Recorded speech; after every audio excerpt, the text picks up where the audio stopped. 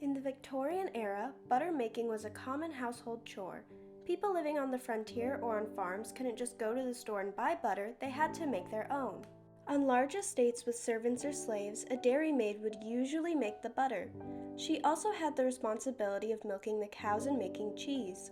But on smaller family farms and out on the frontier, the chore of milking the cows and subsequently making butter would be left up to the young girls of the family.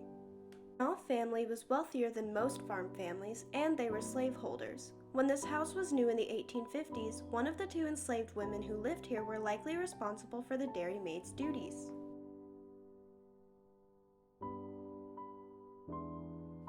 After milking the cows, the milk would be allowed to sit in a shallow setting dish so the cream would rise to the top. The cream would then be skimmed from the top and used to make butter.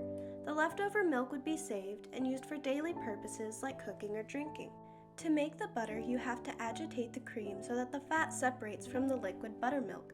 The fat is what we know as butter. In the 19th century, butter was usually made using a butter churn.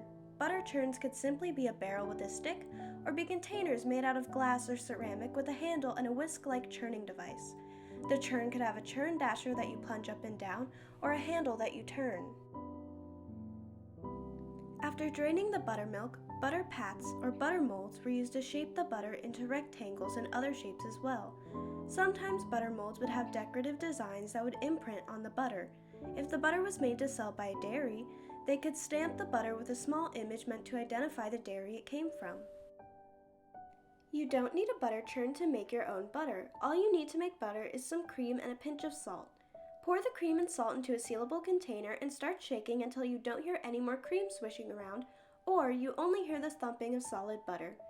When you are done, you can put some on some bread and enjoy.